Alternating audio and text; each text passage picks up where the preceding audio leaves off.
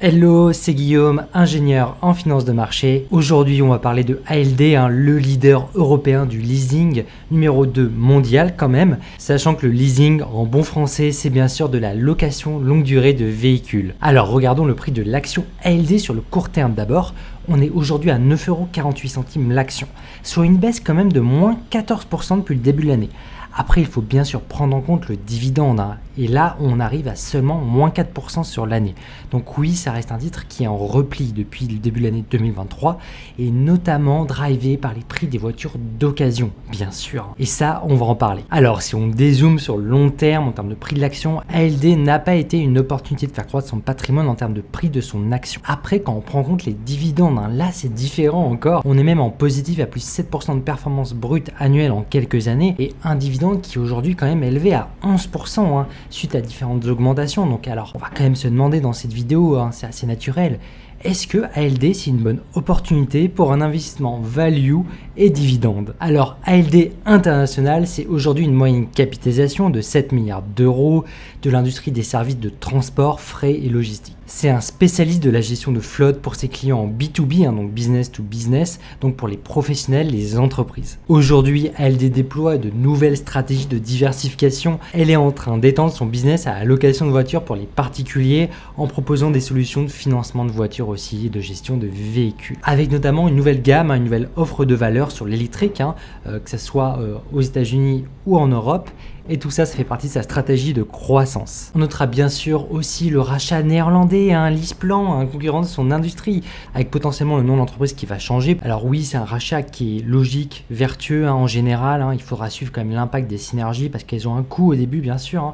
Donc l'impact, bien sûr, positif sur le chiffre d'affaires et surtout l'impact résultant sur le bénéfice net. Donc ça, il faudra s'en assurer, on va regarder ça. Alors oui, cette fusion va aussi permettre de faire arriver de nouvelles têtes au management et peut-être d'avoir une ambition de croissance qui sera supérieure à ce que nous offre aujourd'hui cette moyenne capitalisation qui est ALD. Parce que là, oui, ces investisseurs apprécieraient des perspectives plus sexy que celles qu'elle propose aujourd'hui. Alors je parle d'investisseurs, donc je peux pas ne pas faire un mot sur l'actionnariat d'ALD qui est très dépendant de son actionnaire principal, qui est Société Générale, pas de surprise, tu l'as reconnu au logo, et on a quand même 80% en pré-acquisition qui appartenait à Société Générale, et du coup le rachat de LeasePlan, ça permet d'augmenter la proportion de capital flottant, donc la partie d'action qui est ouverte à tous, le tout en passant de 400 millions de titres à 800 millions de titres, grosso modo au niveau groupe, donc pour gagner en indépendance. Donc ça va quand même dans le bon sens, même si ALD est toujours bien sûr dépendant à la Société Générale, et ce qui est bien sûr des avantages, mais aussi des inconvénients d'un tel acteur au capital, et je vais t'en parler. Alors côté bénéfice net, alors petit rappel, quand on compare des résultats d'une société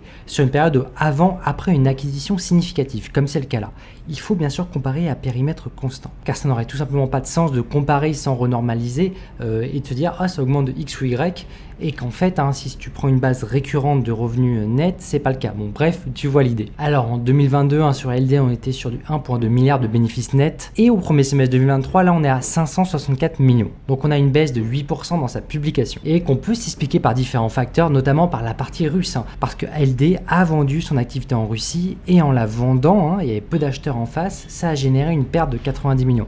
Donc c'est un événement qu'on peut qualifier d'exceptionnel. Tous les ans elle va pas répéter cette opération à moins 90 millions, donc c'est pas récurrent. Et quand on investit sur le long terme, les événements non récurrents ont beaucoup moins d'impact. Et on voit d'ailleurs qu'en termes de résultats opérationnels, on est plutôt sur une bonne tendance ici. Alors on observe quand même des bémols, si je parle par exemple du niveau des ventes de voitures par rapport à l'attendu des experts du secteur, ça commence un peu à décevoir, c'était attendu, parce qu'on vient de passer une année 2021-2022 où le marché de l'occasion était très en tension, là il commence à se renormaliser, donc il y a un nouveau prix qui commence à s'instaurer, des prix plus cohérents. Aussi, si on regarde rapidement l'augmentation des coûts, là il faut faire attention, parce que certes ici on voit que l'inflation a eu son impact fin 2022, début 2023, ça c'est sûr sur ses charges opérationnelles. Après, cette augmentation de 71% rien qu'en Q2, faut prendre du recul, parce qu'on a bien sûr 100 millions d'une partie de l'acquisition de LeasePlan, et bien sûr il ne faut pas oublier d'inclure les coûts imputés à la mise en place des synergies dues à cette acquisition. Donc l'augmentation des charges opérationnelles est pas si élevée que ça, et moi je dirais plutôt que c'est RAS dans ce contexte d'inflation, c'est un peu normal aussi. Alors oui, là on a des marges en croissance grâce récemment à la vente des voitures d'occasion dans un marché de restriction de l'offre en 2022. Je pense pas que ça va se tenir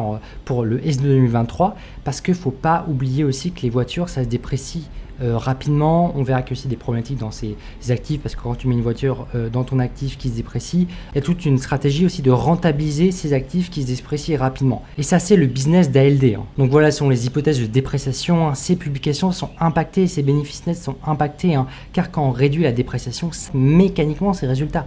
Et sans le détail de la flotte, c'est quand même difficile d'évaluer si le niveau de la dépréciation est judicieux, parce que ça dépend des modèles, de l'utilisation, et l'utilisation, c'est pas en années, c'est en kilomètres que ça se compte. Donc bref, c'est pas forcément facile d'estimer ce type de dépréciation. Après, il faut faire quand même confiance à ALD, donc c'est le métier de faire ça. Donc oui, il y a quand même un risque de faire un peu peur, parce qu'il est sous-pricé. En période de forte inflation, c'est un fait, la délinquance financière augmente fortement, notamment en Occident. Et c'est des types de périodes où c'est assez logique, parce qu'on voit des pertes en pouvoir d'achat, et parfois il y a des gens qui se retrouvent dans la possibilité de payer leur mensualité. Tu es en leasing, imagine tu perds ton job ou tu as moins de pouvoir d'achat parce que tout coûte plus cher et que tu veux quand même bouffer. Eh ben, tu peux te retrouver délinquant financièrement. Donc pour rappel, ALD, ses principaux clients, ce sont des entreprises. Donc elle sera beaucoup moins impactée par cette baisse de pouvoir d'achat sur les particuliers. Parce que ses principaux clients, c'est qui C'est du Crédit Agricole, du Stellantis, etc. Donc c'est des partenariats qui ont été signés avec des entreprises qui sont solides et qui sont des clients qui sont bons payeurs et mieux notés qu'un particulier. Donc ça, c'est plus un point d'inquiétude sur la nouvelle stratégie de diversification vers les particuliers. Alors sachant qu'aussi sur le marché de l'occasion, on est en train de revenir à des niveaux de prix plus cohérents, donc des prix qui baissent sur l'occasion et qui vont continuer à baisser pour le deuxième semestre 2023. Côté net dette, on a un nouveau point d'inquiétude ici avec presque 30 milliards de dettes. Oui, c'est élevé et oui, ALD est capable de l'amortir. Elle est même capable de payer un gros dividende, on va le voir juste après. Mais bien sûr, il faudrait aussi qu'elle priorise la réduction de sa dette à un moment. Moi, j'attends de voir le management parler clairement là-dessus. Et moi, ça sera un énorme point d'attention à surveiller en 2024, notamment dans sa prochaine publication annuelle. On va également noter qu'il y a l'apparition de dépôts en 2023 qui viennent de LeasePlan et leur licence bancaire, ce qui est un peu surprenant pour un loueur de voiture. On notera aussi que ALD est très bien noté par les agences de notation, MSCI, Moody's, etc. Ça, c'est plutôt bon signe. On arrive maintenant aux dividendes. C'est un point qui est assez attendu pour ALD, bien sûr. Et oui, les dividendes sont élevés, généralement entre 9 à 11% ces 2 dernières années. On a notamment 1,06 € versé en 2023, en juin. Généralement, elle fait ça fin mai, début juin. Et aujourd'hui, moi, je peux anticiper pour 2024, parce que c'est bien quand tu es investisseur pragmatique de te placer en anticipation. Moi, ce que je peux estimer donc pour juin 2024, un dividende à carrément 11,4%. Donc, ce qui traduirait un dividende supérieur à 1 €, peut-être 1,10 € pour 2024. Donc oui, on va pas se le cacher, cet élément attire de nombreux investisseurs particuliers sur un business qui est assez facilement compréhensible. Après, quand on rentre dans le détail de comment elle finance ce dividende, oui, ça leur coûte cher. 800 à 900 millions à verser de dividendes pour rémunérer tous ces actionnaires. Ça fait un payout ratio qui est élevé. En 2022, je l'avais calculé à 75% quand même. Donc élevé. Après, en ayant un objectif de 65% de reversement, ce qui est tenable pour ALD, on arrive à du 10-11%. Donc, c'est pas incohérent de verser ce type de dividende sur le moyen à long terme. Donc oui, le dividende n'est pas en danger du tout. Par contre, se questionner sur est-ce que c'est judicieux de verser un dividende à ce niveau-là, ça c'est encore autre chose, notamment quand on voit la dette nette à côté qui est quand même importante. Donc aujourd'hui, le prix de l'action est à 9,50 €. Alors on pourrait se demander, est-ce que c'est le bon moment d'acheter l'action ALD? Et pour ça, on va revenir avec notre analyse fondamentale, se dire en termes de capitalisation sur ces bénéfices nets, est-ce que c'est intéressant? Et moi là, j'arrive avec un PE en anticipation à 4,5. Et 4,5 pour son industrie, c'est plutôt value. Donc ALD, c'est pas cher aujourd'hui. Mais pas forcément en solde non plus, attention. Pour moi, ça illustre quand même différents risques sur la dépréciation de ses actifs. On parle de voitures quand même. Sur un marché qui est cyclique aussi. Ça, faut pas l'oublier, parce que c'est l'automobile.